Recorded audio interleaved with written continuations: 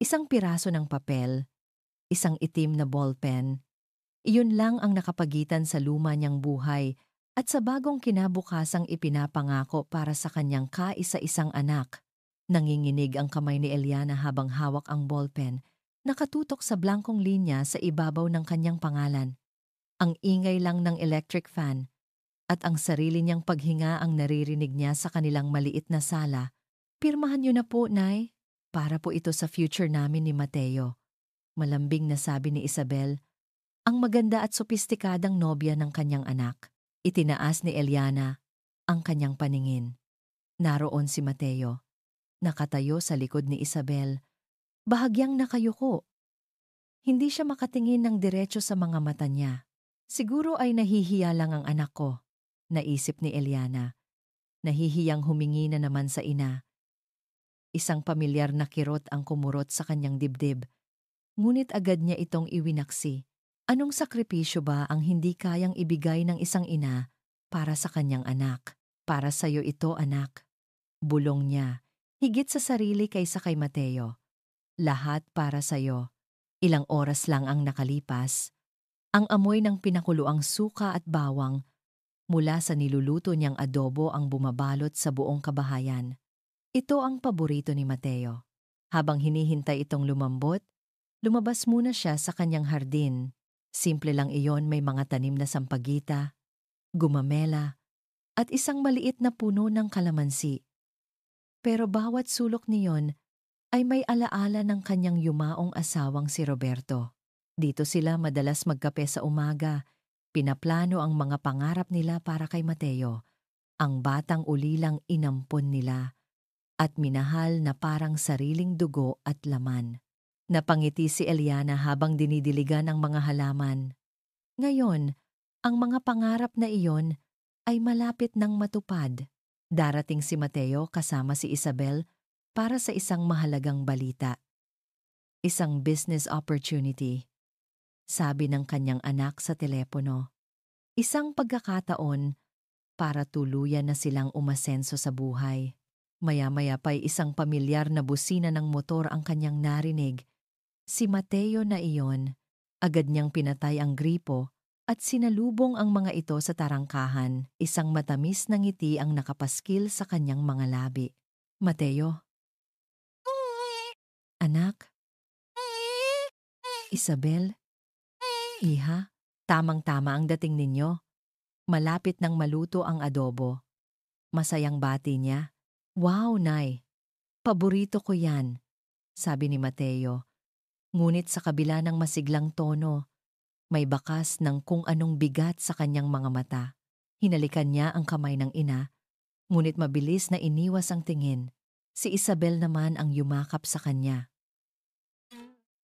"Good afternoon po, Nay Ellie. Ang bango naman po ng adobo ninyo." May dala itong isang paper bag na naglalaman ng isang mamahaling cake. Laging may dala si Isabel, magalang, maganda, at mukhang edukada, perpekto para sa kanyang anak. "Naku, nag-abala ka pa, iha," sabi ni Eliana. Tinatanggap ang cake. Habang naghahain si Eliana sa kanilang maliit na hapagkainan, sinimulan na ni Isabel ang kanilang pakay. Inilatag nito ang mga dokumento sa mesa, sa tabi mismo ng kaldero ng kanin. "Nay, mayroon po kaming magandang balita," panimula ni Isabel, ang mga mata'y nagniningning sa kasabikan. "May investor po na gustong pondohan ang aming business proposal, isang maliit na restaurant. Ito na po yung pagkakataon namin ni Mateo." Puno ng pag-asa ang puso ni Eliana. "Talaga? Naku, salamat sa Diyos.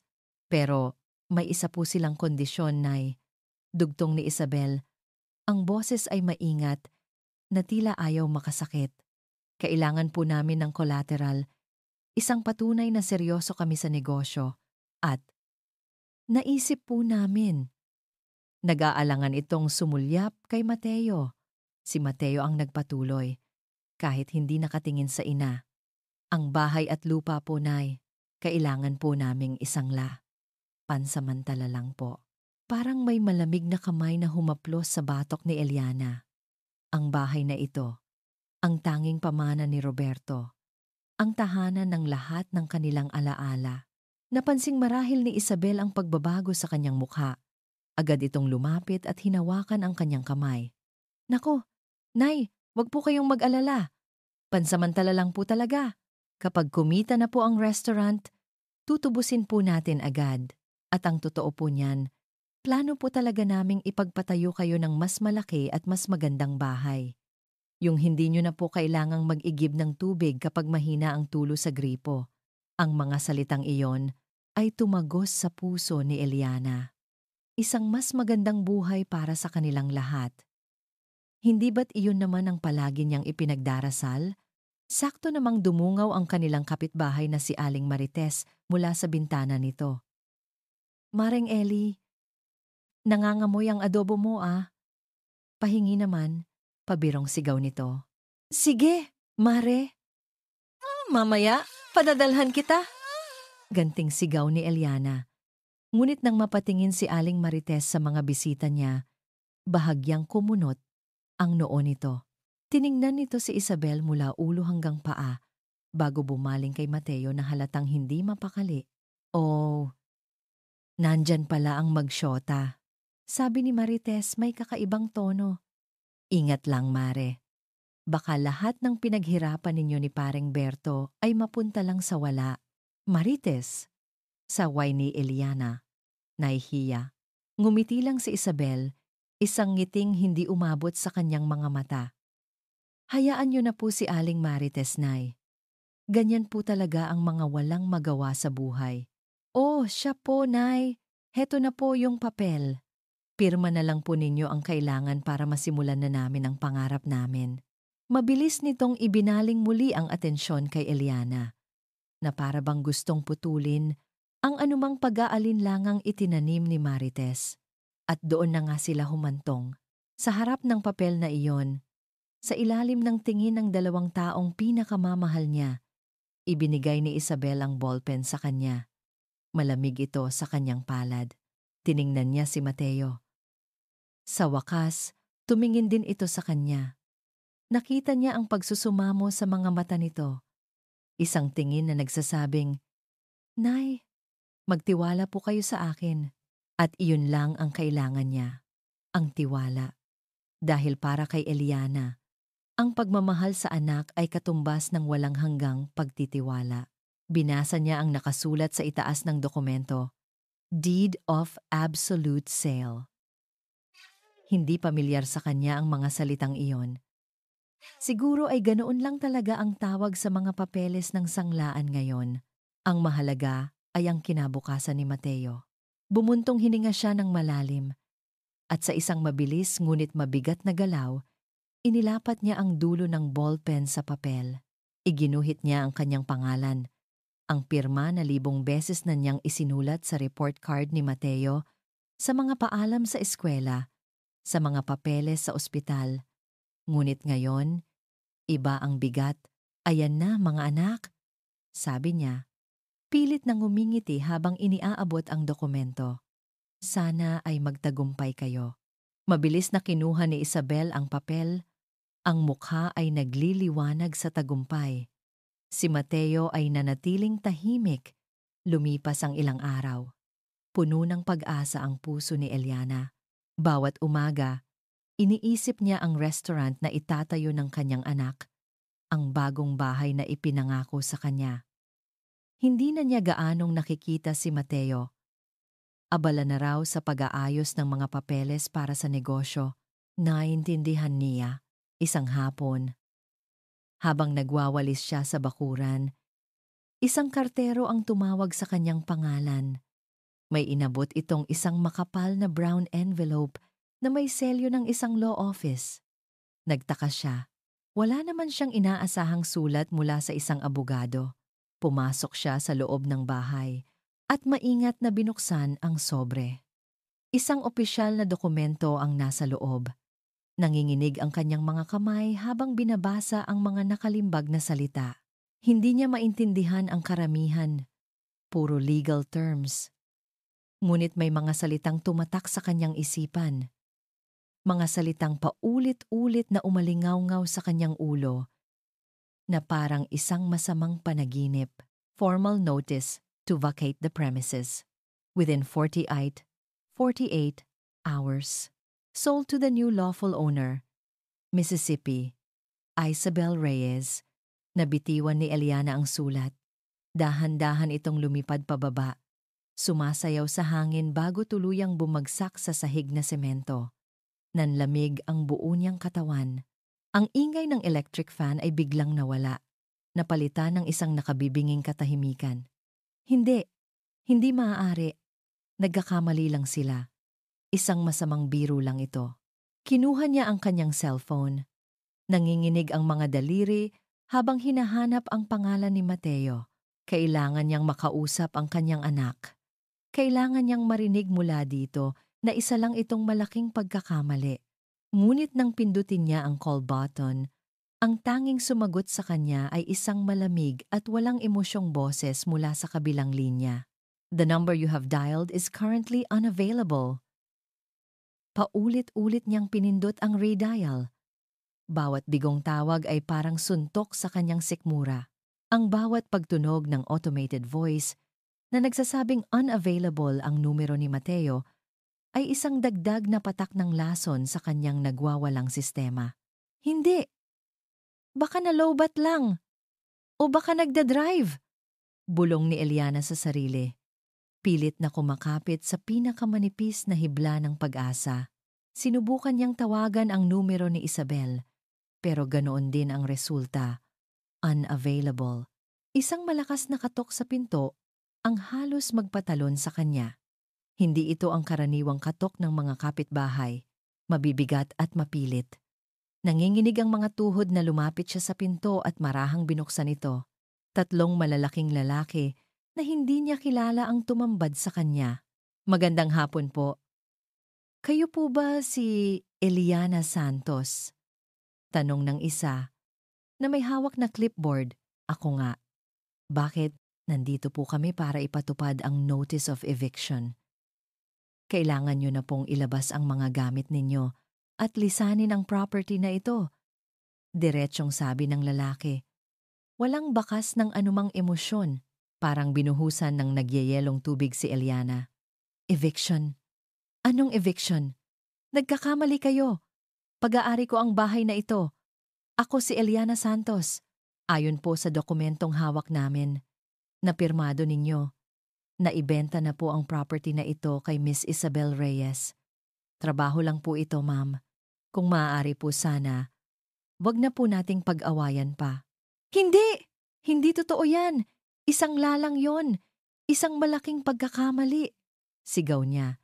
Hinarangan ang daraanan. Hindi kayo pwedeng pumasok. Tatawagin ko ang anak ko. Muli niyang kinuha ang cellphone.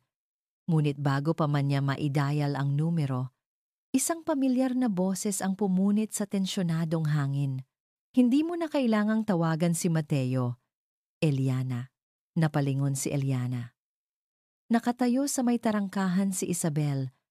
Suot ang isang mamahaling pulang bestida, nakapamaywang, at may isang malamig na ngisi sa mga labi.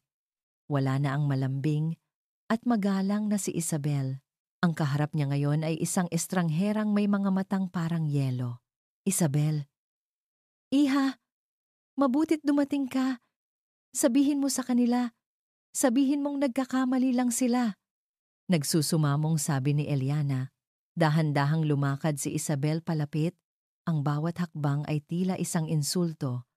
Tumigil ito sa mismong harapan niya. Tapos na ang pagpapanggap, Eliana. Akin na ito. Ano? Hindi mo ba nabasa? Deed of absolute sale, sabi ni Isabel. Idiniin ang bawat salita. Ibig sabihin, ipinagbili mo sa akin ang lahat. Bawat pako sa dingding na ito. Akin na, pati ang lupa na tinatayuan mo. Pero, ang sabi ninyo, isang lalang para sa negosyo. Halos pabulong na sabi ni Eliana. Ang kanyang boses ay basag. Tumawa si Isabel, isang tawang walang kagalakan. Negosyo? Oo. Ito ang negosyo. ang makuha ang lupang ito. At ikaw, sa kabaitan mo, ibinigay mo ng walang kahirap-hirap. Ang kailangan ko lang gawin ay painikutin sa aking mga daliri ang tanga mong anak. Parang isang malakas na sampal ang mga salitang iyon. Ang pag-asa sa kanyang dibdib ay biglang napalitan ng umaapaw na galit. Walang hiya ka! Niloko mo kami! Niloko mo ang anak ko! Siya ang lumapit sa akin, Eliana. Desperado para sa pera. Desperadong patunayan ang sarili niya. At ginamit ko lang iyon, kibit balikat ni Isabel. Sige na, simulan niyo na. Utos nito sa mga lalaki. Pilit na pumasok ang mga lalaki. Nagpumiglas si Eliana. Huwag, mga gamit namin yan. Alaala ng asawa ko yan. Sigaw niya. Niyakap ang isang maliit na aparador. Sa gitna ng kaguluhan, isang motor ang humarurot at huminto sa tapat ng bahay. Si Mateo. Mateo! Anak! Sigaw ni Eliana. Isang panibagong pag-asa ang sumibol sa kanya. Tulungan mo ako, anak. Pinapalayas nila ako. Niloko tayo ni Isabel. Bumaba ng motor si Mateo. Ang mukha niya ay blanko. Ang mga mata ay nakaiwas. Naglakad siya palapit. Nilagpasan ang nagmamakaawang tingin ng ina at tumayo sa tabi ni Isabel. Mateo? Anong ibig sabihin nito? Tanong ni Eliana. Ang boses ay nanginginig. I'm sorry, Nay. Bulong ni Mateo. Hindi pa rin makatingin. Sorry? Mateo, anong ginawa mo? Umiiyak na tanong niya. Hinawakan ni Isabel ang braso ni Mateo. Tama na yan, babe. Kailangan na nating tapusin to. Bumaling ito kay Eliana. Kung hindi ka aalis ng maayos, kami ang maglalabas sa'yo. Hindi ako aalis. Ito ang bahay ko. Dahil sa pagmamatigas ni Eliana, sumenyas si Isabel kay Mateo. Ikaw na ang gumawa. Nag-aalangan si Mateo. Ngunit isang matalim na sulyap mula kay Isabel ang nagpatigas sa kanyang ekspresyon. Lumapit siya sa kanyang ina. Anak? Wag. Pagmamakaawa ni Eliana. Nang hawakan ni Mateo ang kanyang braso para hilahin siya palabas, parang napaso si Eliana. Hindi sa init, kundi sa lamig ng pagtataksil, ang hawak ng sarili niyang anak, ang anak na inaruga niya at minahal ng higit pa sa kanyang buhay, ay ang mismong kamay na nagtataboy sa kanya. Patawad, Nay. Iyon lang ang paulit-ulit na sinasabi ni Mateo habang marahan ngunit sapilitan siyang kinakaladkad palabas ng pintuan. Namanhid ang buo niyang katawan. Hindi na siya lumaban. Ang tanging nararamdaman niya ay ang bigat sa kanyang dibdib. Isang malaking batong unti-unting dumudurog sa kanyang puso. Itinayo siya ni Mateo sa labas ng kanilang tarangkahan, sa tabi ng mga gamit nila na isa-isang inihahagis ng mga tauhan ni Isabel sa kalsada. Isang basag na picture frame na may larawan nila ni Roberto, ang luma niyang makinang panahe. Ang mga damit niya, pagkatapos ay binitiwan siya ni Mateo. Mabilis itong tumalikod, na para bang hindi nito kayang tagalan ang tingnan ang sariling ina, na winasak nito. Sumakay ito sa motor, at kasama si Isabel, ay mabilis na pinaharurot palayo. Iniwan si Eliana sa gitna ng kanyang mga nagkalat na alaala. Doon, sa harap ng bahay na dating kanya, sa harap ng mga kapitbahay na nakatingin na may halong awa at takot, dahan-dahang napaluhod si Eliana sa kalsada. Naramdaman niya ang unang patak ng ambon sa kanyang pisngi, na agad sinundan ng isa pa at isa pa. Ang langit ay nakikidalamhati sa kanya. Humahalo ang ulan sa kanyang mga luhang, walang tigil sa pag-agos. Niyakap niya ang kanyang sarili habang bumubuhos ang malakas na ulan. Binabasa ang bawat piraso ng kanyang pagkatao na inihagis sa putikan. Wala na! Wala nang natira! Mareng Ellie. Isang pamilyar na boses ang tumawag sa kanya. Si Aling Marites. May dalang payong. Lumuhod ito sa tabi niya at niyakap siya ng mahigpit. Diyos ko, Mare, halika na muna sa bahay. Ngunit hindi makagalaw si Eliana. Nakatitig lang siya sa nakasaradong pinto ng kanyang dating tahanan. Sa gitna ng kanilang pag-iyak sa ilalim ng ulan, isang makintab at itim na kotse ang marahang huminto sa kanilang tapat.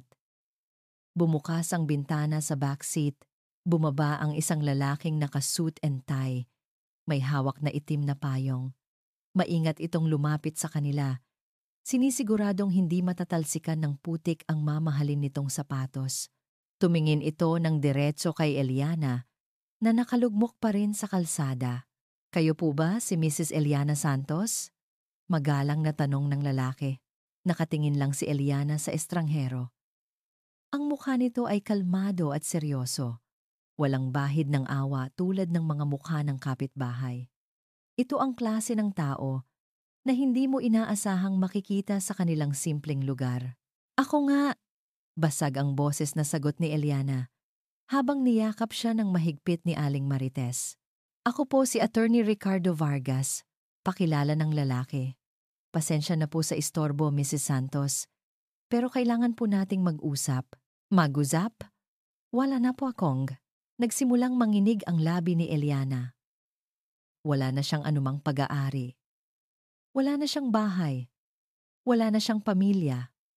Anong pag-uusapan pa? Hindi po ito tungkol sa bahay na yan, ma'am, sabi ni Attorney Vargas, sumulyap sa kotse niya. Pwede po bang sa bahay muna tayo ng kapitbahay ninyo? Dahan-dahang tumayo si Eliana, tinulungan ni Aling Marites. Naglakad silang tatlo patungo sa maliit na bahay ni Aling Marites, kung saan pinainom siya ng mainit na kape at pinaupo sa isang silya. Tulala pa rin siya, parang isang manikang walang buhay.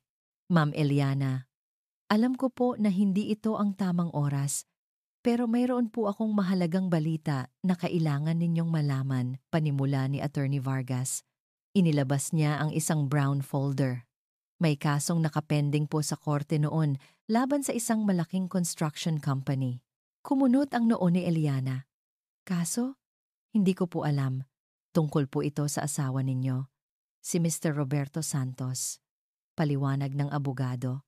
5 taon na po ang nakalipas nang mamatay siya sa aksidente sa trabaho, tama po ba? Tumango si Eliana. Ang mga matay nagsimulang mamasa. Ito ang pinakamasakit na alaala. Sa loob po ng 5 taon, nag-imbestiga po kami sa ilalim ng isang selyadong kaso. At sa wakas, ngayong umaga lang po lumabas ang pinal na desisyon ng korte. Nanalo po kayo. Nanalo? Nanalo saan, attorney? Humugot si Attorney Vargas ng malalim na hininga. Nakita po ng korte na may negligence at cover-up ang kumpanya. Ang katotohanan po, Mrs. Santos, ang asawa ninyo po ay hindi namatay sa simpleng aksidente. Siya po ay isang whistleblower. Nalaman po niya na ginagamit ng Horizon Construction Group ang substandard na materyales para sa isang malaking proyekto at pinilit po siyang patahimikin. Sa huling 5 taon, ipinaglaban po namin ang hustisya para sa kanya. Berto, whistleblower? Si Eliana, nalilito. Opo. Matagal na pong kaso ito. At ngayon po, hindi lang po tayo nanalo. Dahil po sa bigat ng ebidensya at para maiwasan ang malaking eskandalo sa publiko, nag-alok po sila ng settlement. Isang malaking halaga po.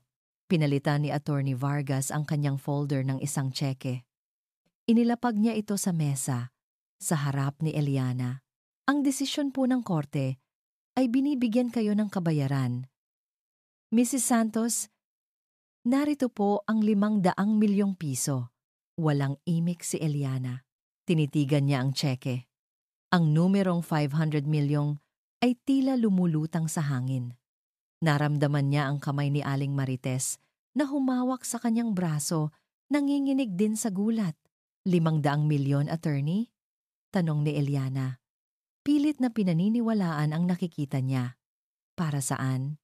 Iyan po ang para sa paghihirap, pagdurusa, at para sa buhay ng asawa ninyo. Ang kabayaran po ng Horizon Construction Group. Biglang bumalik ang alaala kay Eliana. Naalala niya ang kanyang asawang si Roberto. Ang mga gabi na hindi ito makatulog, ang mga pahayag nito tungkol sa pagkakamali na kailangan niyang itama.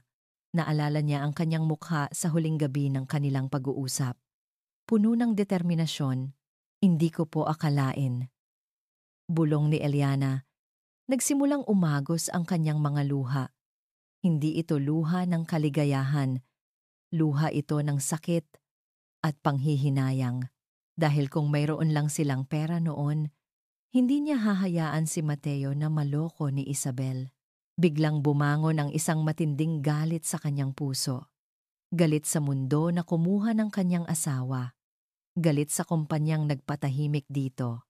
Galit kay Mateo at lalo na kay Isabel na naglaro sa kanyang buhay at ngayoy masaya sa bahay na ninakaw nila. Mrs. Santos, ano po ang balak ninyong gawin?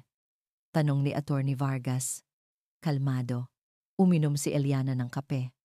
Ang init nito ay hindi kayang lampasan ang lamig sa kanyang katawan. Tiningnan niya ang tseke. Isang napakalaking halaga. Kaya niyang bumili ng isang mansyon. Kaya niyang kumuha ng mga abogado para ipaglaban ang lahat ng nawala sa kanya. Kaya niyang gumanti. Nakita niya sa isipan niya ang mukha ni Mateo, ang kanyang anak na inalagaan niya mula pagkabata. Ang anak na naglakad palayo sa kanya sa gitna ng ulan. Ngunit may isang bagay na nagpipigil sa kanya. Ang paghihiganti ba ang tunay na magbibigay ng kapayapaan? Tumingin siya sa bintana. Nakita niya ang isang matandang lalaki na naglalakad sa kalsada, may bitbit na plastic bag. Wala siyang pamilya, iniwan na ng mga anak.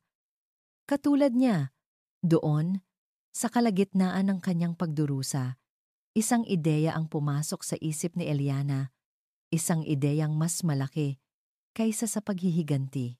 Attorney, sabi ni Eliana, ang kanyang boses ay nagbago. Hindi na ito basag o umiiyak. Ito ay matatag. Ayoko po ng ganti. Gulat na tiningnan siya ni Aling Marites at Attorney Vargas. Pero, Mrs. Santos, gusto kong bumuo. Putol ni Eliana. Tumingin siya kay Attorney Vargas. Ang mga mata ay puno ng determinasyon.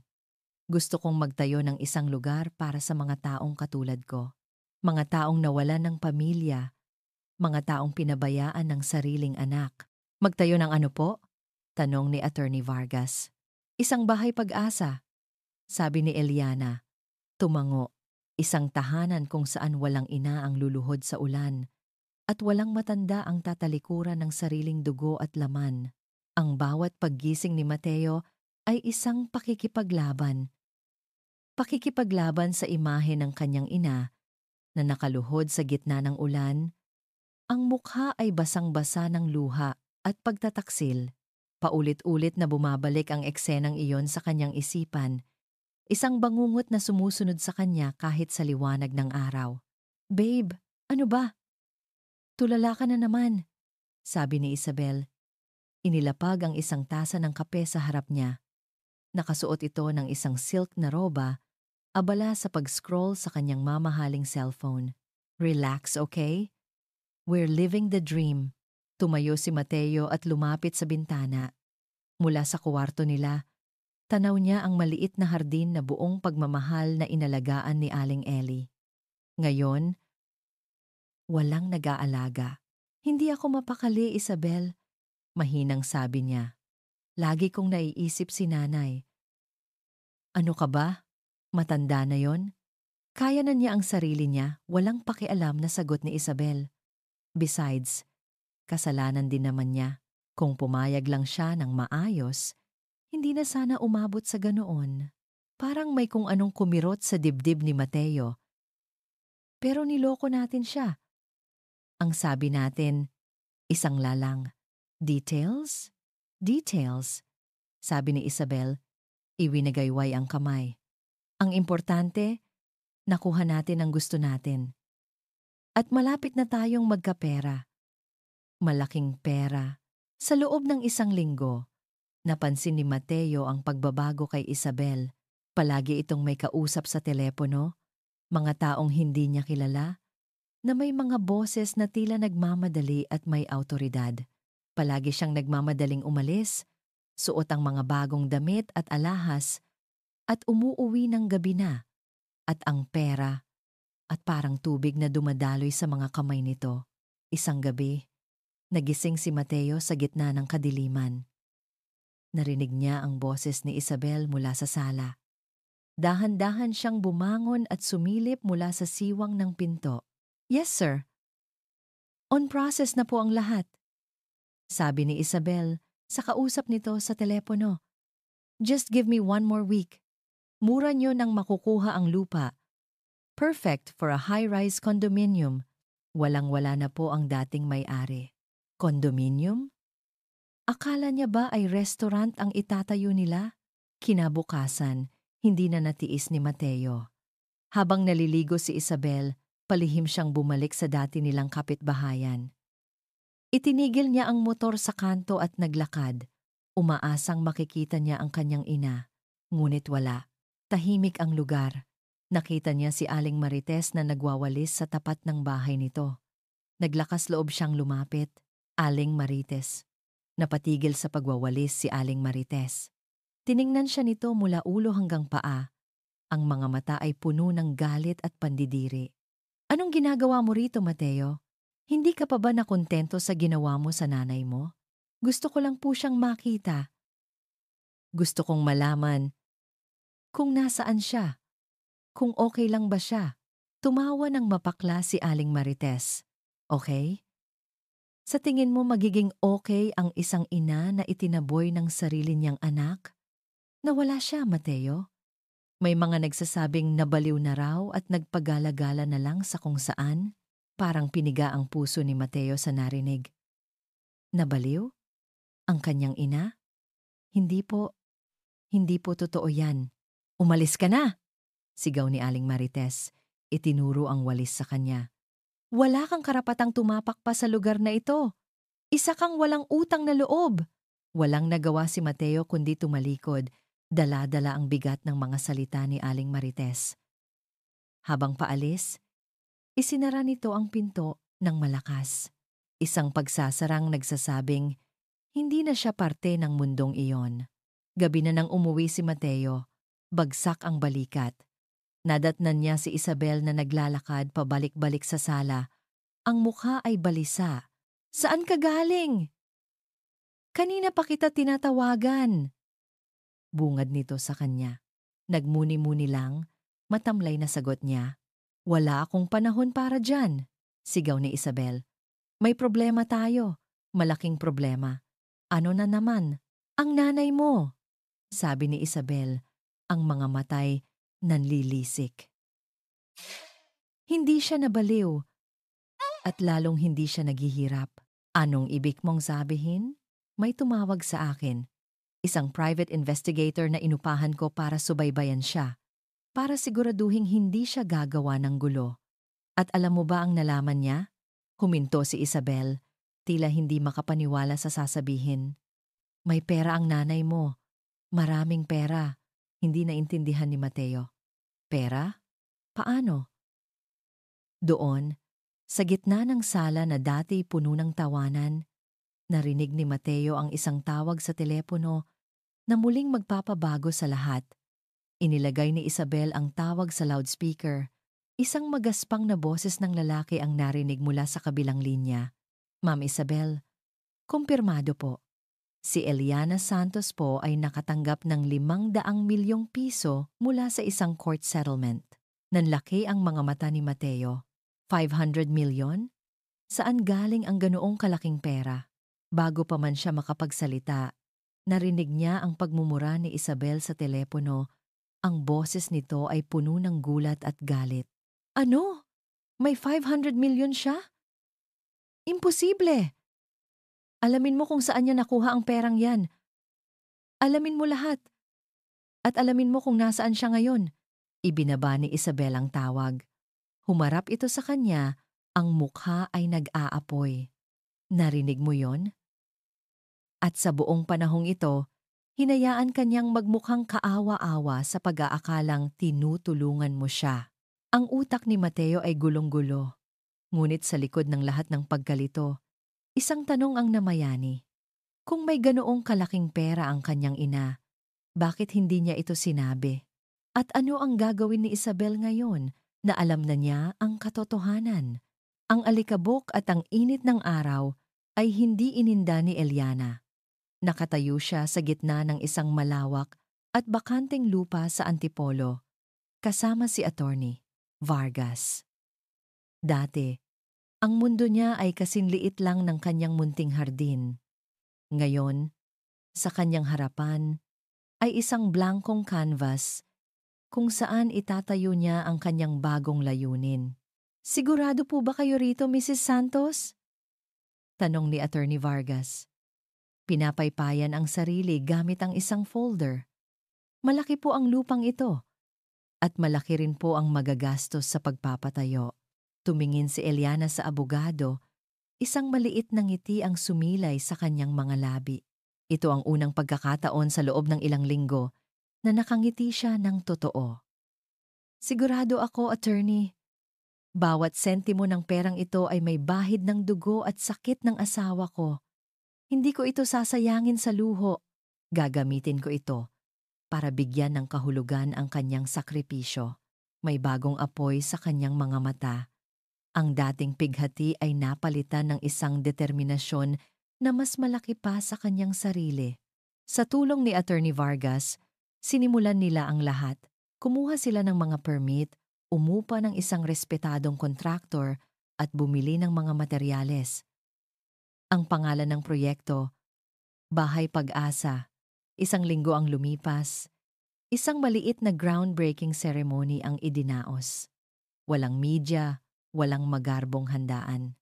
Nandoon lang si Attorney Vargas, si Aling Marites, na hindi siya iniwan, ilang construction workers, at isang pari para basbasan ang lugar, habang hawak ni Eliana ang pala para ibuhos ang unang semento sa pundasyon. Bumalik sa kanyang isipan ang araw na pinalayas siya. Ang pakiramdam ng malamig na semento sa kalsada, kung saan siya lumuhod. Ngayon, ang sementong hinahawakan niya ay hindi na simbolo ng pagtatapos, kundi ng isang bagong simula para sa mga nawalan, para sa mga pinabayaan, at para sa mga nangangailangan ng masisilungan. Bulong niya habang inilalagay ang unang hollow block. Ang balita tungkol sa isang misteryosong biyuda na nagpapatayo ng isang malaking bahay ampunan para sa mga matatanda ay mabilis na kumalat sa kanilang lugar. Hindi nagtagal, isang van mula sa isang local TV station ang huminto sa tapat ng construction site. Isang batang reporter na nagngangalang Jessica ang bumaba. Sabik na malaman ang kwento sa likod ng proyekto. Mrs. Santos, totoo po ba? Kayong mag-isa lang po ang nagpopondo sa napakalaking proyektong ito? Tanong ni Jessica, habang nakatutok sa kanya ang kamera. Medyo kinabahan si Eliana, hindi sanay sa atensyon. Opo, iha, pero bakit po? Ano po ang nag-udyok sa inyo na gawin ito? Huminga ng malalim si Eliana. Tumingin siya sa kamera, hindi bilang isang biktima, kundi bilang isang taong nakahanap ng liwanag sa dilim. Dahil naranasan ko pong mawalan.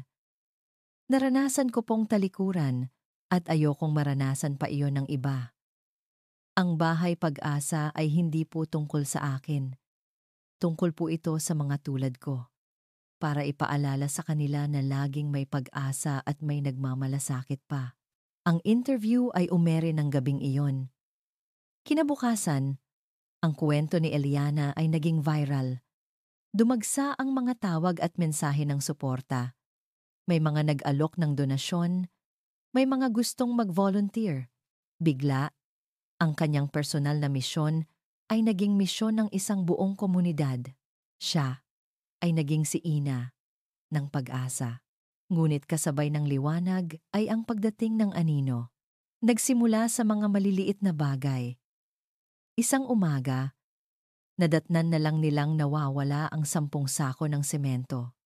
Kinabukasan, Ang mga kable ng kuryente na gagamitin sana ay pinagpuputol. Inisip ng foreman na baka mga simpleng magnanakaw lang sa lugar. Naghigpit sila ng seguridad, ngunit lumala ang sitwasyon. Isang araw, dalawa sa kanilang pinakamagagaling na karpintero ang biglang hindi pumasok. Nang tawagan, sinabi nilang may mga lalaking nakamotor na nagbanta sa kanilang pamilya kung ipagpapatuloy pa nila ang pagtatrabaho sa site. Doon na nagsimulang kabahan si Eliana. Hindi ito simpleng pagnanakaw o pananakot. May gustong pigilan ang pagpapatayo ng bahay Pag-asa. Isang gabi, hindi siya mapakali. Kahit sinabi na ni Attorney Vargas na iimbestigahan nila ito, nagpasya siyang personal na puntahan ang construction site. Madilim at tahimik ang lugar, tanging ang ilaw mula sa poste sa kalsada ang nagbibigay liwanag. Habang naglalakad sa gitna ng mga hindi pa tapos na pader, napansin niya ang gulo sa bodega kung saan nakatago ang mga materyales. Ang pinto ay sapilitang binuksan. Sa loob, nagkalat ang mga nabuksang sako ng semento at nabasang buhangin. Sinabotahe. Nang hihinang napasandal si Eliana sa pader. Sino ang may gawa nito? Sino ang may galit sa isang proyektong tumutulong sa kapwa? Habang tinitingnan niya ang sahig na maputik, may isang bagay na kumislap malapit sa kanyang paa. Isang maliit na bagay na nahulog sa putikan. Yumuko siya at maingat itong dinampot. Isang hikaw. Isang gintong hikaw na may disenyong maliit na bulaklak. Naniga si Eliana. Pamilyar na pamilyar sa kanya ang hikaw na iyon. Napakaliit, napakadelikado, at napakamahal. Siya mismo ang pumili nito. Siya mismo ang nagbalot nito bilang regalo. Ito ang hikaw na ibinigay niya kay Isabel noong huling kaarawan nito bago pa man gumuho ang kanyang mundo. Hawak ni Attorney Ricky Vargas ang hikaw, umiikot-ikot sa kanyang mga daliri. Nakaupo sila sa kanyang maliit ngunit maayos na opisina. Sa labas, abala ang Maynila, ngunit sa loob ng kwartong iyon, tanging ang tahimik na pag-andar ng aircon at ang bigat ng kanilang natuklasan ang nangingibabaw. Sigurado po kayo, Mrs. Santos? Ito po yung hikaw na ibinigay ninyo kay Isabel? Tanong ni Ricky. Ang mga mata ay seryoso. Tumango si Eliana. Ang mga kamay ay magkayakap sa kanyang kandungan. Ang pakiramdam ng malamig na ginto sa kanyang palad kanina ay parang kamandag na kumalat sa buo niyang sistema. Siguradong sigurado ako, attorney. May maliit na marka yan sa likod, isang gasgas na natamo noong binili ko. Nandoon pa rin. Sinuri ni Ricky ang likod ng hikaw gamit ang isang maliit na magnifying glass. Nandito nga! Bumuntong hininga siya at sumandal sa kanyang upuan. This confirms our suspicion. Hindi ito simpleng paninira lang. Si Isabel o kung sino man ang inuutusan niya. Pero bakit, attorney? Ano ang makukuha niya sa pagsabotahe sa bahay Pag-asa? Tanong ni Eliana, puno ng pagkalito. Nakuha na niya ang bahay at lupa ko. Hindi pa ba siya nakontento? Yan din po ang tanong ko, Mrs. Santos. Sabi ni Ricky. Tumayo at lumapit sa isang malaking whiteboard sa kanyang dingding. Nakadikit doon ang mga larawan, dokumento, at mga pangalan na pinagdugtong-dugtong ng mga pulang linya. May mas malalim na dahilan. At sa tingin ko, konektado ang lahat. Itinuro niya ang pangalan ni Isabel Reyes. Ayon po sa background check na ginawa ko, si Isabel ay hindi lang simpleng ambisyosa. Baon po siya sa utang. Malaki. Galing sa mga sugal at luho. Ang pagkuha sa property ninyo ay hindi lang para sa tirahan. It was a desperate move. Kailangan niya ng malaking pera at mabilis.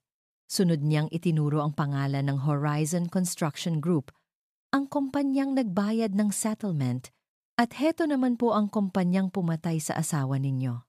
Isang pulang linya ang iginuhit ni Ricky, pinagdugtong ang pangalan ni Isabel sa pangalan ng korporasyon.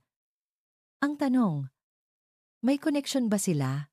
Sa loob ng sumunod na 2 araw, Nagkulong si Ricky sa kanyang opisina, tinutulungan ng isang batang paralegal. Hinalungkat nila ang lahat ng public records, mga business permits, at corporate filings, habang si Eliana naman ay pilit na ipinagpatuloy ang proyekto kahit pa nabawasan ang kanyang mga trabahador at laging may takot sa kanyang dibdib. Isang hapon, tumawag si Ricky kay Eliana. "Mrs. Santos, kailangan po ninyong pumunta rito. Ngayon na, may nakita ako." Pagdating ni Eliana sa opisina, nadatnan niya si Ricky na may hawak na dalawang malaking rolyo ng papel.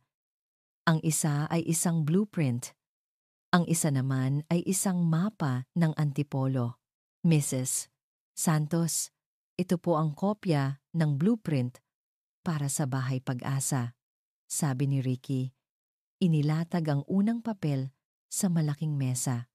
"At ito naman po ang mapa kung saan nakatayo ang dati ninyong bahay."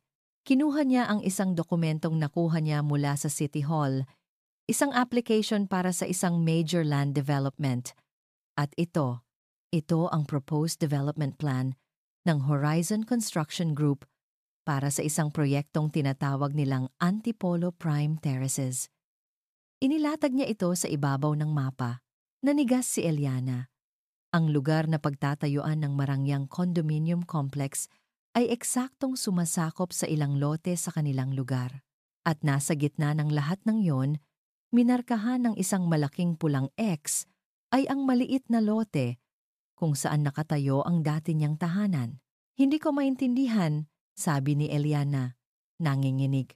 "Simple lang po, Mrs. Santos," paliwanag ni Ricky. Ang boses ay puno ng galit. Matagal ng plano ng Horizon na bilhin ang buong block na iyon para sa kanilang proyekto. Karamihan sa mga kapitbahay ninyo ay pumayag ng ibenta ang lupa nila. Isa na lang ang problema nila, ang asawa ninyo. Ayaw pumayag ni Mang Roberto dahil alam niya ang mga kalokohan ng kumpanya. Kaya nila siya pinatahimik. Parang gumuho ang mundo ni Eliana sa pangalawang pagkakataon. Kaya kaya nila pinatay ang asawa ko. At dahil sa lupa namin? Opo. At pagkatapos ng 5 taon, noong akala nila ay wala nang hahabol, sinubukan nilang bilhin ulit ang lupa mula sa inyo. Pero sa ibang paraan, ginamit nila ang isang middleman, isang ahente, na kayang gawin ang maruming trabaho. Si Isabel, bulong ni Eliana. Ang mga piraso ng puzzle ay nagsimulang magkabit-kabit sa kanyang isipan. Ang desperasyon ni Isabel, ang malaking pera, ang pagpupumilit na ibenta ang lupa. Eksakto, sabi ni Ricky. Si Isabel Reyes ang ahente nila. Pinangakuan siya ng malaking komisyon kapag nakuha niya ang lupa ninyo sa murang halaga. Kaya niya sinabotahe ang Bahay Pag-asa. Dahil natatakot siyang malaman ninyo ang plano nila. Natatakot siyang gamitin ninyo ang pera ninyo para bawiin ang lupa. Napaupo si Eliana. Ang lahat ng ito, ang pagkawala ng kanyang asawa, ang pagtataksil ng kanyang anak, ang pagkawala ng kanyang tahanan, hindi pala ito mga hiwa-hiwalay na trahedya. Ito ay isang mahaba at masalimuot na plano na dulot ng kasakiman. Hindi lang ang bahay ko ang gusto nila, sabi ni Eliana. Ang mga luha ay nagbabadyang tumulo, ngunit pinigilan niya. Ngayon ay hindi oras ng pag-iyak. Gusto nilang burahin ang lahat ng alaala ng asawa ko. Gusto nilang pagkakitaan ang mismong lupa kung saan siya pinatay. Tumayo siya, puno ng isang bagong klase ng galit. Hindi na ito ang galit ng isang biktima. Ito ang galit ng isang leonang handang ipaglaban ang kanyang teritoryo. Attorney, anong gagawin natin? Bago pa man makasagot si Ricky, biglang tumunog ang kanyang cellphone. Isang unknown number. Nag-aalangan niya itong sinagot at inilagay sa loudspeaker. Hello? Isang pabulong at nanginginig na boses ng lalaki ang sumagot mula sa kabilang linya. Si Attorney Vargas po ba ito? Ako nga. Sino to?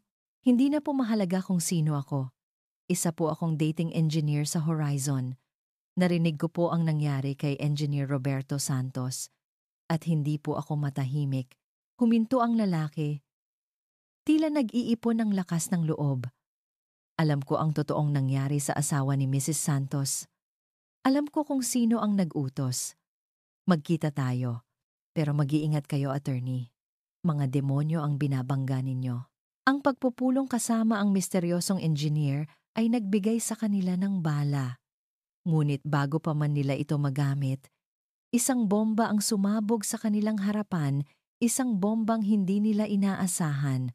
Nakatayo si Mateo sa harap ng isang malaking salamin sa loob ng isang magarbong hotel suite.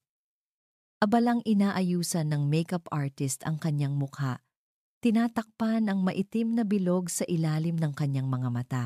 Suot niya ang isang mamahaling polo shirt na pinili ni Isabel. Sa labas ng silid, naririnig niya ang abalang paghahanda ng isang camera crew. "Are you ready, babe?" Tanong ni Isabel, pumasok sa silid. Mukha siyang perpekto sa kanyang itim na business suit. "This is it, our final move." Hindi sumagot si Mateo. Tinitigan niya lang ang kanyang refleksyon sa salamin. Hindi niya nakilala ang taong nakikita niya. Ang dating simpleng binatang nangangarap lang ng magandang buhay para sa ina ay naging isang tau-tauhan sa isang masamang dula. "Isabel, wag na nating gawin to," pakiusap niya. Ang boses ay halos hindi marinig. "Sobra na to. Tigilan na natin." Lumapit si Isabel at marahas na hinawakan ang kanyang panga. Ikinagulat ni Mateo ang lamig at bagsik sa mga mata nito. "Makinig ka, Mateo. Wala nang atrasan. Kung babagsak ako, isasama kita. Accessory to fraud. Pagsabayin tayong mabubulok sa kulungan. Gusto mo ba yon?" Umiling si Mateo. Ang takot ay gumapang sa kanyang kalamnan. "Good. So, stick to the script." Banta ni Isabel. Binitiwan siya. Inabot nito sa kanya ang isang piraso ng papel. "Kabisaduhin mo. Bawat salita, gawin mong kapani-paniwala. Iiyak ka kung kailangan. Isipin mo na lang ito na ang huling pag-arte mo. Pagkatapos nito, malaya na tayo. At mayaman." Lumabas si Isabel. Iniwan siyang mag-isa kasama ang kanyang konsensya. Binasa niya ang script. Bawat salita ay parang asidong tumutunaw sa kanyang kaluluwa. Mamayang gabi, sa bahay ni Aling Marites, sabay na nanonood ng balita sina Eliana at ang kanyang matalik na kaibigan. Masaya sila. Kahit may mga paninira, tuloy pa rin ang konstruksyon ng Bahay Pag-asa. Nag-viral ang kwento ni Eliana. At mas marami pa ang nagpaabot ng tulong. Special report. Ang kwento sa likod ni Ina ng Pag-asa, basa ng news anchor. "Mare, ikaw na yan," tuwang-tuwang sabi ni Aling Marites. Ngunit ang ngiti sa mga labi ni Eliana ay unti-unting naglaho. Hindi siya ang nasa screen, kundi ang pamilyar na mukha ng kanyang anak. Nakaupo si Mateo sa isang magandang sala, katabi si Isabel na may malungkot na ekspresyon. Sa harap nila ay ang sikat na broadcast journalist na si Melina Castro. "Mateo, panimula ng journalist, nagpapasalamat kami sa iyong katapangan na lumabas at ibahagi ang iyong panig. Sa buong bansa, si Aling Eliana Santos ay kinikilala bilang ina ng pag-asa, pero ano ang katotohanang gusto mong ibunyag?" Huminga ng malalim si Mateo. Ang mga mata ay nakatutok sa kamera. Ang bawat salita ay tila isinaksak sa puso ni Eliana. "Ang nanay ko po, hindi po siya ang santa na inaakala ninyo." Simula ni Mateo. Ang boses ay nanginginig isang perpektong pag-arte. "Simulat sa pool, pera lang po ang mahalaga sa kanya. Ang pagpapatayo ng Bahay Pag-asa. Isa lang po itong palabas." "Palabas? Anong ibig mong sabihin?" Usisa ng journalist. Noong natanggap po niya ang 500 milyon, nagbago na po siya. Itinaboy niya po ako. Sinabi niya na wala na raw siyang responsibilidad sa akin dahil hindi niya naman ako tunay na anak. Ang pagpapatayo po ng Bahay Pag-asa. Paraan niya lang po yon para maging sikat, para makakuha ng donasyon para lalo pang yumaman. Isang video clip ang ipinakita ang araw na kinaladkad ni Mateo si Eliana palabas ng bahay. Ngunit ang anggulo ay pinili at ang audio ay inalis. Ang tanging nakikita ay isang anak na pilit na inilalayo ang isang nagwawalang ina. Ikaw ang nagpaalis sa kanya sa bahay? Umiling si Mateo. Isang pekeng luha ang pumatak sa kanyang pisngi. Hindi po. Ako po ang pinalayas. Sinubukan ko po siyang pigilan sa pagbebenta ng bahay namin. Pero nagalit po siya. Sinabi niya, pera niya, yon, at wala akong pakialam. Bawat kasinungalingan ay mas malalim na sugat para kay Eliana. Napahawak siya sa kanyang dibdib. Hirap huminga. Hindi totoo yan. Hindi. Nagpatuloy ang interview. Ipinakita ni Isabel ang mga pekeng dokumento, mga pekeng text messages. Kinapanayam nila ang ilang saksi na binayaran para magsinungaling. Binuo nila ang isang kwento ng isang mapagmahal na anak na inabuso at tinalikuran ng isang sakim at mapagpanggap na ina. Pagkatapos ng report, ang social media ay sumabog. Ang dating papuri para kay Eliana ay napalitan ng galit at pagkutya. Ang hashtag na inang pagkukunwari ay naging #1 trending topic. Kinabukasan, ang construction site ay sinalubong ng mga galit na rallyista. May hawak na mga placard na nagsasabing, "Hustisya para kay Mateo at itigil ang scam." Ang mga donor na nangako ng tulong ay isa-isang tumawag para mag-back out. Ang bangko ay nag-freeze ng kanyang mga account habang iniimbestigahan ang fraud allegations. Biglang tumigil ang lahat. Ang pag-asa ay naging abo. Nang gabing iyon, nag-iisa si Eliana sa construction site. Ang dating abalang lugar ay ngayon ay isang sementeryo ng mga pangarap. Naupo siya sa isang tumpok ng hollow blocks. Sa ilalim ng malamlam na ilaw ng buwan, ang sakit ng pagtataksil ni Mateo noon ay wala pa sa kalingkingan ng sakit na nararamdaman niya ngayon. Noon, ninakaw lang ang bahay niya. Ngayon, ninakaw ang kanyang pagkatao, ang kanyang dangal. Hindi niya alam kung gaano siya katagal na nakaupo roon, umiiyak sa gitna ng katahimikan. Sa di kalayuan, sa likod ng isang poste, nakatayo si Mateo. Pagkatapos ng interview, tumakas siya kay Isabel. Dinala siya ng kanyang mga paa sa lugar na iyon. At doon, nakita niya ang resulta ng kanyang ginawa. Nakita niya ang kanyang ina, nag-iisa, durog na durog, umiiyak sa dilim. Gusto niyang lumapit. Gusto niyang yumakap. Gusto niyang sabihing, "Patawad, Nay. Napilitan lang ako." Ngunit paano? Paano pa niya haharapin ang inang sinaksak niya? Nang paulit-ulit sa harap ng buong mundo? Nanatili lang siyang nakatayo sa dilim, nakatanaw sa babaeng sinira niya. Ang bigat ng kanyang kasalanan ay unti-unting dumudurog sa kanya. Umalis si Mateo sa construction site na parang isang kaluluwang ligaw. Ang imahe ng kanyang inang umiiyak sa dilim ay nakatatak sa kanyang isipan. Mas masakit pa kaysa sa anumang pisikal na parusa. Hindi siya umuwi sa bahay na inagaw nila. Hindi na niya kayang sikmurain ang bawat sulok niyon. Nagpalipas siya ng gabi sa isang murang motel, nakatitig sa kisame, habang ang mga kasinungalingang binitiwan niya ay paulit-ulit na umalingaw-ngaw sa kanyang tainga. "Nay, patawarin niyo po ako." Paulit-ulit niyang bulong sa kawalan. Ngunit alam niyang walang halaga ang mga salita kung walang gawa. Kinabukasan, isang desisyon ang nabuo sa kanyang puso. Isang desisyon na nakakatakot, ngunit alam niyang ito na lang ang natitirang paraan para kahit paano'y mabawi ang dignidad na ninakaw niya sa kanyang ina. Kailangan niyang makuha ang katotohanan mula mismo sa bibig ni Isabel. Nag-ipon siya ng lakas ng loob at bumalik sa bahay. Nadatnan niya si Isabel na masayang nakikipag-usap sa telepono, umiinom ng champagne kahit umaga pa lang. Yes, Sir Ramon. Everything is going according to plan.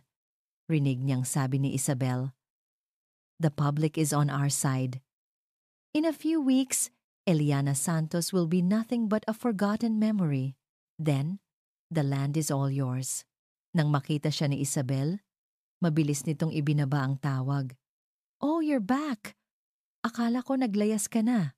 Sabi nito, may halong inis.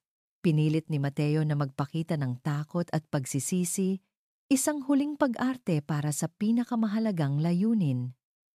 Isabel, natatakot ako. Paano kung malaman nila na nagsinungaling tayo? Makukulong tayo. Tumawa si Isabel. Relax, Mateo. Ako ang bahala. Hawak ko sila sa leeg. Ang publiko, ang media. Madali silang mauto.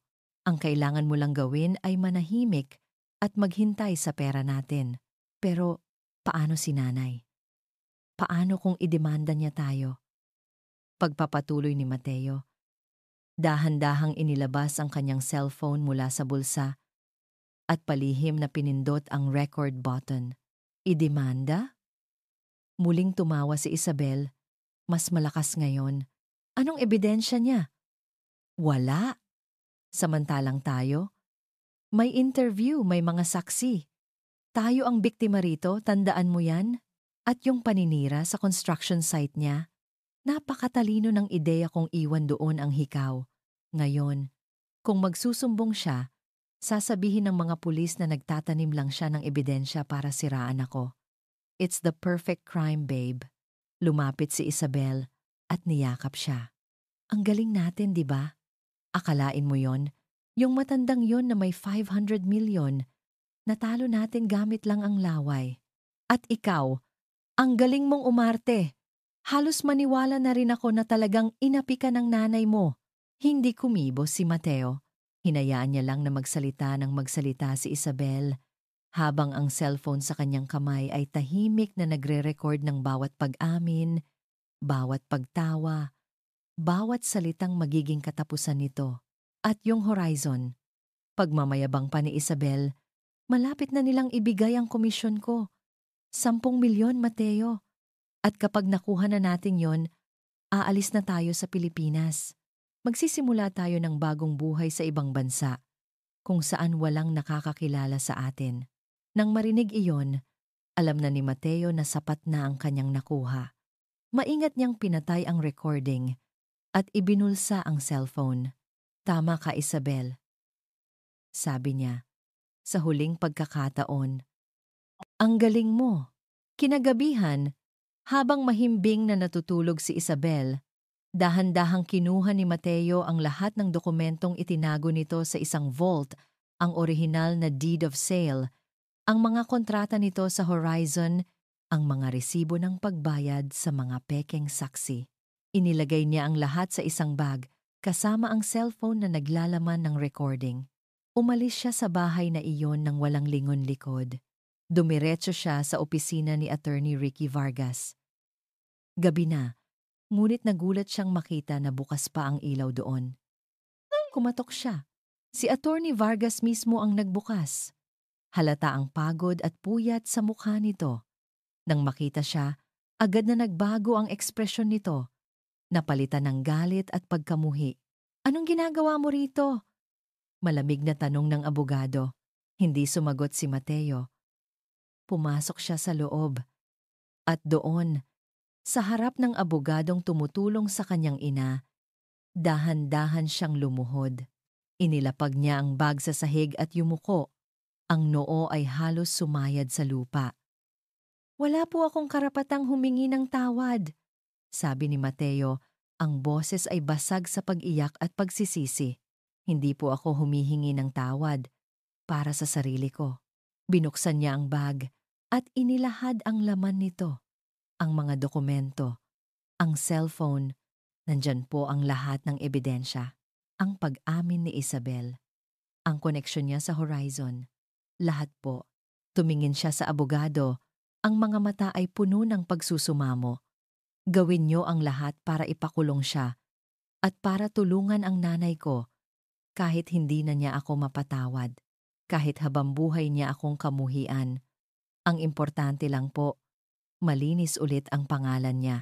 Kinuha ni Attorney Vargas ang cellphone at pinakinggan ang recording. Habang tumatagal, ang galit sa kanyang mukha ay unti-unting napapalitan ng pagkamangha at pagkatapos ay ng isang dahan-dahang pag-unawa. Tinitigan niya ang binatang nakaluhod sa kanyang harapan, isang binatang nagkamali ng malaki, ngunit ngayon ay handang isugal ang lahat para itama ito. Nang matapos ang recording, ibinaba ni Attorney Vargas ang cellphone. Tumingin siya kay Mateo. May ideya ako, sabi ng abogado. Isang plano ang nabubuo sa kanyang isipan, pero kailangan kitang kasama sa araw ng inaugurasyon. Ang araw ng inaugurasyon ng Bahay Pag-asa ay dumating, ngunit walang kasayahan sa hangin. Sa halip, mayroon lamang bigat at panlalamig.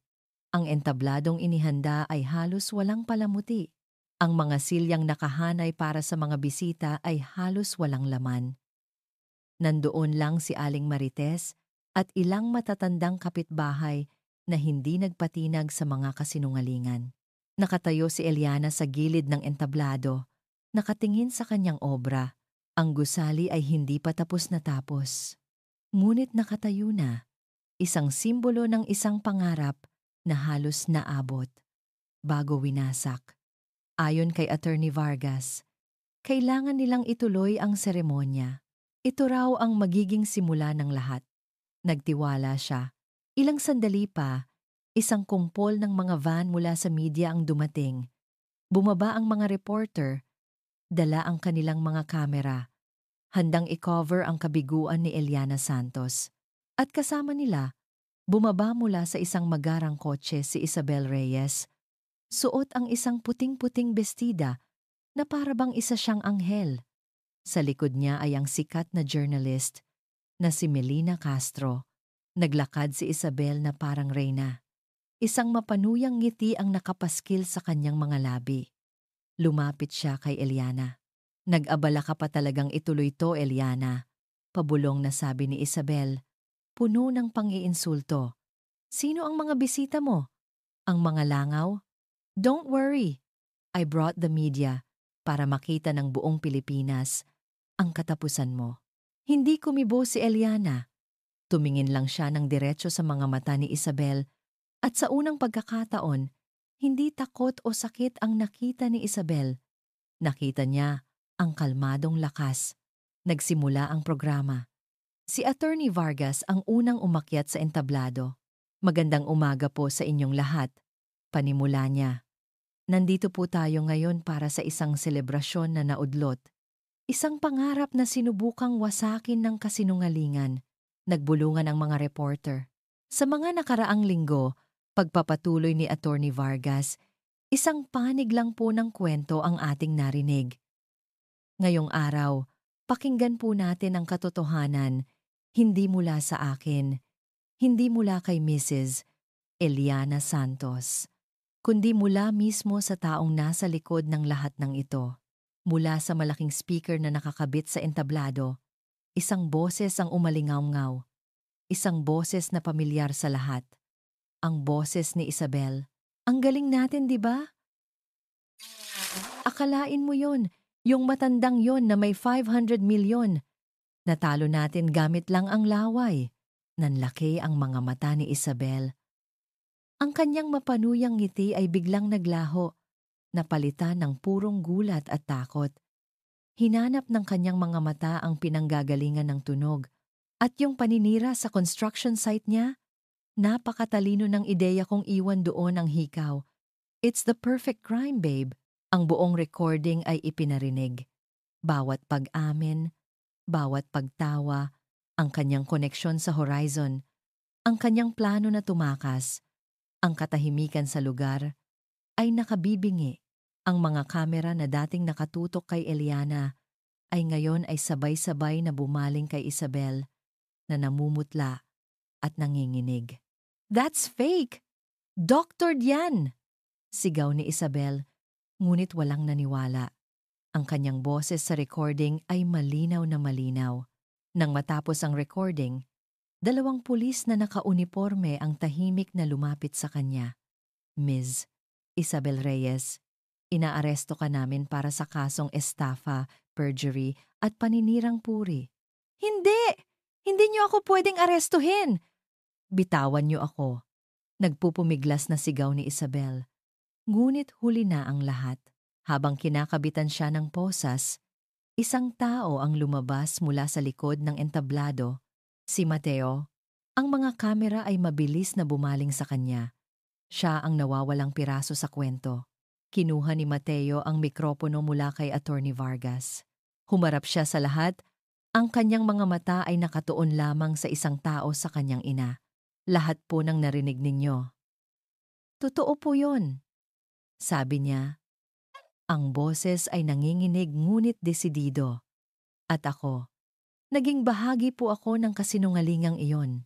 Dahil sa takot, dahil sa kahinaan, sinaktan ko po ang pinakamahalagang tao sa buhay ko.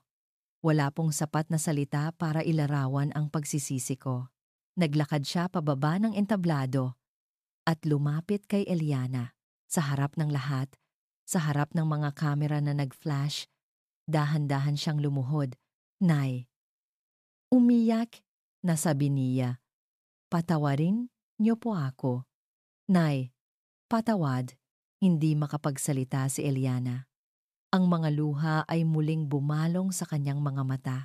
Ngunit ngayon, hindi na ito luha ng sakit, kundi luha ng isang komplikadong emosyon ng gumaang na kalooban, ng awa, at ng pag-ibig na hindi kailanman nawala. Inangat niya ang kamay at marahang hinaplos ang buhok ng anak na nagpahirap sa kanya. Ang anak na bumalik para iligtas siya. Habang nagaganap ang madamdaming eksena, isang reporter ang lumapit sa kanila. Hindi ito si Melina Castro na mabilis na umalis kasama ang kanyang crew puno ng hiya. Isa itong mas matandang babae. Isang veteranong journalist na isa sa mga pinakamabigat na bumatikos kay Eliana. Yumuko ang reporter. Mrs. Santos, sabi nito, ang boses ay puno ng pagsisisi. Sa ngalan po ng media, lalo na po ng mga tulad kong naniwala agad sa kasinungalingan, kami po ay humihingi ng tawad. Lumipas ang 6 na buwan. Ang dating maalikabok na construction site ay isa ng tunay na tahanan. Ang Bahay Pag-asa ay hindi na lang isang pangalan sa tarangkahan, kundi isang damdaming ramdam sa bawat sulok nito. Ang mga pader ay napinturahan na ng masayang kulay. Ang hardin sa gitna ay puno na ng mga bulaklak. Tinanim at inalagaan mismo ng mga nakatira dito. Ang dating katahimikan ay napalitan na ng mga halakhak ng mga lolo at lola, ng tunog ng telebisyon na nagpapalabas ng lumang pelikula, at ng amoy ng bagong lutong pagkain mula sa kusina. Si Eliana, na mas kilala na ngayon bilang Ina Eli ng lahat, ay nakaupo sa isang silyang tumba-tumba sa hardin. Nagbabasa siya ng isang kwento para sa isang grupo ng mga matatanda na sabik na nakikinig. Ang kanyang mukha ay may mga bagong guhit ng pagod, ngunit ang kanyang mga mata ay may liwanag na hindi nakita noon. Isang liwanag ng kapayapaan at layunin.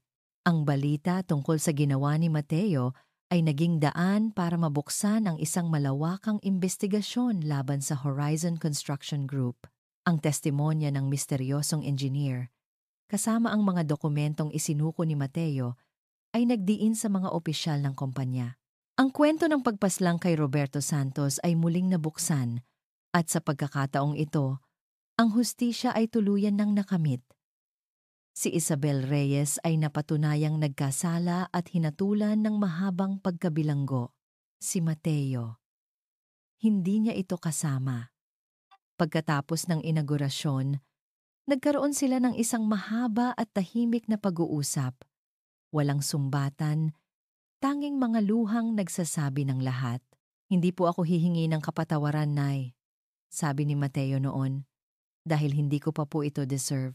Hayaan niyo po muna akong pagbayaran ang mga kasalanan ko sa sarili kong paraan. Hindi siya kinasuhan ni Eliana. Iyon ang tanging hiling niya kay Attorney Vargas. Para sa kanya, ang pagharap ni Mateo sa katotohanan ay sapat na. Ngunit si Mateo mismo ang nagpataw ng sarili niyang sentensya. Umalis siya. Nagtungo sa isang malayong probinsya sa Visayas at nagtrabaho bilang isang ordinaryong construction worker sa ilalim ng araw. Ginagamit ang kanyang mga kamay para bumuo, hindi para manira. Isang volunteer mula sa Bahay Pag-asa ang lumapit kay Ina Ellie. May dalang isang sobre. Ina Ellie, may sulat po para sa inyo. Kinuha niya ito. Galing sa post office. Alam na niya kung kanino galing. Bawat buwan, palagi siyang nakakatanggap ng ganito. Dahan-dahan niyang binuksan ang sobre. Sa loob, mayroong isang maliit na money order, 1,000 piso at isang maikling sulat na nakasulat sa isang piraso ng papel. Nay, basa niya sa sulat. Kamusta na po kayo? Sana po ay nasa mabuti kayong kalagayan. Ako po ay okay lang dito.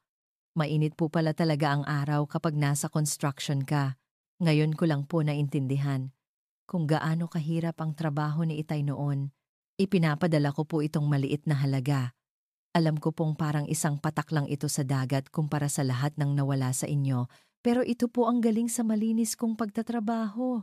Pambili nyo na lang po siguro ng gamot o prutas para sa mga kasama ninyo dyan. Hindi ko po hinihiling na patawarin nyo na ako. Ang tanging dasal ko lang po gabi-gabi ay sana, balang araw, maging isang tao ako na karapat-dapat ulit sa apelyidong ibinigay ninyo sa akin. Isang tao na maipagmamalaki ninyo. Nagmamahal, Mateo. Sa ilalim ng sulat, may isang maliit at kupas na larawan. Isang selfie ni Mateo kasama ang mga katrabaho niya. Payat siya at maitim dahil sa araw, ngunit nakangiti. Isang totoong ngiti. Itinupi ni Eliana ang sulat at inilagay sa kanyang bulsa, katabi ng mga nauna pa.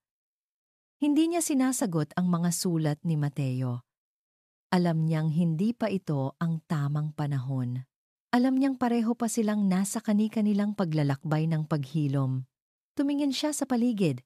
Nakita niya si Lolo Kadyo na masayang nagdidilig ng mga halaman. Si Lola Pasing na tinuturuan ng isang volunteer kung paano magborda. Ang lahat ng mga taong ito na dati mag-isa at malungkot ay nakahanap ng bagong pamilya sa isa't isa at sa kanya. Napahawak siya sa kanyang dibdib. Ang sakit ay nandoon pa rin. Isang peklat na habambuhay na niyang dadalhin, ngunit hindi na ito kumikirot. Napalitan na ito ng pasasalamat, ng pagmamahal, at ng isang tahimik na kapayapaan. Hindi niya kailangang kalimutan ang nakaraan, ngunit natutunan na niyang patawarin ito. Pinatawad na niya si Mateo. At higit sa lahat, pinatawad na niya ang sarili niya sa kanyang naging pagkakamali. Tumingala si Eliana sa kalangitan, sa asul na langit na minsang naging saksi sa kanyang pag-iyak sa ilalim ng ulan. Isang matamis at payapang ngiti ang gumuhit sa kanyang mga labi. Ang kanyang panaos, ang kanyang pamana, ay hindi ang 500 milyon. Ang kanyang panaos ay ang pag-asang itinayo niya mula sa abo ng kanyang pighati. At dito nagtatapos ang makulay at madamdaming kwento ng pag-asa at pagpapatawad, ang kwento ni Ina Ellie. Sa lahat ng aming mga minamahal na tagapakinig na sumubaybay sa bawat kabanata mula sa kaibuturan ng aming mga puso, maraming salamat.